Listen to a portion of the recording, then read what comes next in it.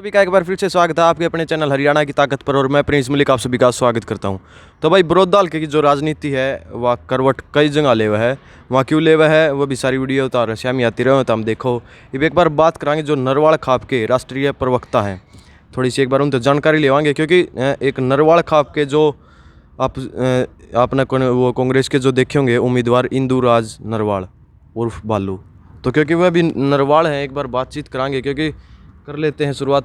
और भी जितने इंटरव्यू हैं रशिया में आते रहे सारे। नमस्कार जी। नमस्ते जी, राम राम जी। अच्छा, ये जो इंदुराज नरवाल हैं जी, नरवाल खाप ने उनको एक तरह से अपना समर्थन दे दिया। इंदुराज नरवाल उर्फ भालू, उसको समर्थन नरवाल खाप ने नहीं, उसको समर्थन छत्तीस बिरादरी ने दे दिया। क्यों दे दिया? क्योंकि भारतीय जनता पार्टी जो 3 काले कानून किसान के लिए गरीब के लिए लेके आए हैं, जो किसान की गर्दन पे पैर रखने का इन लोगों ने काम किया है, उसी अकुलाहट में और उसी परेशानी में छत्तीस बिरादरी ने बड़ौदा विधानसभा ने, क्योंकि बड़ौदा विधानसभा की जनता की ऊपर पूरे हिंदुस्तान के किसानों की नज़र है कि किस प्रकार से जालिम जाबर सरकार से ये बदला लिया जाए कि जिस तरीके से कोरोना की आड़ में और इन्होंने आपदा को अवसर बनाने का प्रयास किया। ये भारतीय जनता पार्टी की सरकार को छत्तीस बिरादरी औकात दिखाना चाहती है और हमारे ऊपर भी ये प्रेशर पड़ा, दबाव पड़ा, तो हमें भी ये संदेश आए कि भारतीय जनता पार्टी को हराना है तो इंदुराज का आप समर्थन कीजिए। उसी के संदर्भ में हमने बल्कि मीडिया से दूर रह के 18 तारीख को पंचायत का आयोजन किया। और हम नहीं चाहते थे कि कोई ये, क्योंकि ये जाति और गोत्र के चुनाव नहीं होते, ये मुद्दों के चुनाव होते हैं। ये जो चुनाव है बड़ौदा बाई इलेक्शन है, ये कमेरा किसान मजदूर वर्सेस तानाशाह और जालिम सरकार का चुनाव है। और हम ये चाहते हैं, हमारी खाप ये चाहती है, छत्तीस बिरादरी ये चाहती है कि इसमें भाईचारे की जीत हो, विकास की जीत हो, और जो किसानों की जिन्होंने खून पीने का काम किया है उनमें इनकी हार निश्चित हो भारतीय जनता पार्टी की। इसी के मद्देनजर रखते हुए हमने इसमें थोड़ा गिलहरी का प्रयास किया है। कुलदीप शर्मा का एक बयान आपने भी सुना होगा, तो उसके ऊपर क्या कहना चाहोगे? हाँ, कुलदीप शर्मा जी का मैंने सुना, देखा वो बयान। उन्होंने जयप्रकाश दलाल जी हैं, शायद मिनिस्टर हैं वो, और चारों तरफ देखिए, मैं आपके चैनल के माध्यम से बताना चाहता हूँ कि हर जगह बहुत आक्रोश है लोगों में, और उसी आक्रोश का परिणाम आपने पिछले दिनों देखा होगा। पिछले हफ्ते में 2 हफ्ते पहले हरसिमरत कौर बादल जो कैबिनेट मिनिस्टर थी इंडिया गवर्नमेंट में, उन्होंने जनता के पंजाब की जनता के आवाम के दबाव में इस्तीफा देना पड़ा, मंत्रालय छोड़ना पड़ा, क्योंकि उनकी राजनीतिक ज़मीन खिसक गई थी।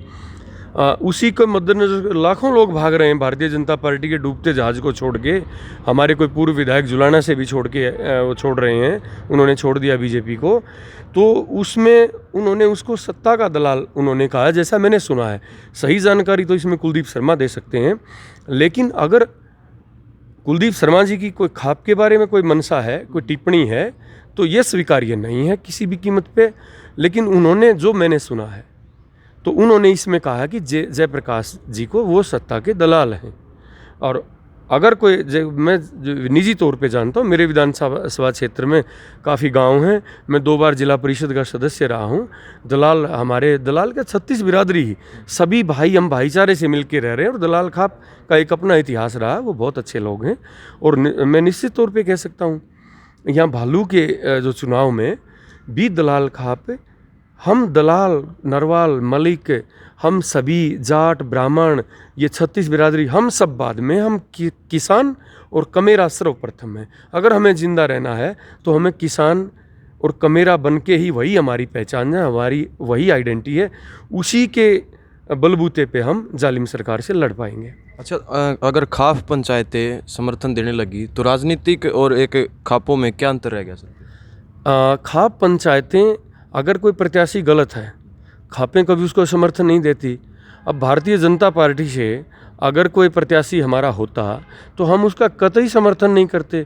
दूसरा, किसी भी बिरादरी से हो, किसी भी मजहब से हो, जो किसान की बात करेगा इस हरियाणा में वही राज करेगा। एक सीधा सा सिंपल फंडा है खापों का। परमेंद्र ढुल जिन्होंने बीजेपी को अपना इस्तीफा दे दिया है, तो क्या वो कांग्रेस पार्टी में आ सकते हैं? मुझे संभावनाएं लग रही हैं, क्योंकि एक जब जहाज़ चलता है समुद्र में तो अगर कोई पक्षी उस पर बैठा है तो मीलों दूर जाएगा तो वहीं आके बैठेगा। आज भारतीय जनता पार्टी ने ऐसा वातावरण बना दिया, किसान, कर्मचारी, व्यापारी, मजदूर के खिलाफ इतना भयंकर शोषण, 2 करोड़ रोजगार देने की बात कर रहे थे, आज 2 करोड़ रोजगार छीन रहे हैं वो लोग, किसान की छाती में गोलियां मार रहे हैं। तो मुझे निश्चित ये लगता है कि 5-6 महीने पहले शायद परमेंद्र भाई ने कोई प्रयास किए होंगे, और शायद वो, मुझे नहीं लगता कि कांग्रेस के अलावा उनको कहीं और, मुझे अगर वो कांग्रेस में आते हैं तो क्या उनका प्रभाव रहेगा विरोधी दल के अंदर? नहीं, देखो वो मेरे आदरणीय हैं, लेकिन वो कोई उन्होंने कोई ऐसा तो नहीं है कि वो चौधरी चरण सिंह की पाठशाला के रहे या चौधरी छोटू राम की पाठशाला के रहे हैं और वो इशारा करेंगे और एक तरफा वो हो जाएगा। किसानों ने तो पहले ही अपना तय कर रखा है। हाँ, उनकी कोई रिश्तेदारियाँ होंगी, 10-20, 100-50 वोटों का, वो निश्चित तौर पे उनका फ़ायदा ही होगा। इंदु राज नरवाल को कितना मजबूत समझते हो आप? बहुत मजबूत समझता हूँ। इंदु नरवाल तो सिर्फ भालू तो चेहरा है, इसके पीछे तो गरीब, किसान, मजदूर, जो सरकार के खिलाफ जिनके मन में बेचैनी है, वो हैं वास्तव में। भालू सिर्फ चेहरा है, ये तो किसान और कमरे की तानाशाहों के साथ लड़ाई है। अंत में आप क्या संदेश देना चाहते हो हरियाणा की ताकत के माध्यम? मैं हरियाणा की ताकत के माध्यम से यही संदेश देना चाहता हूँ कि चुनाव आएंगे, फिर भी आएंगी।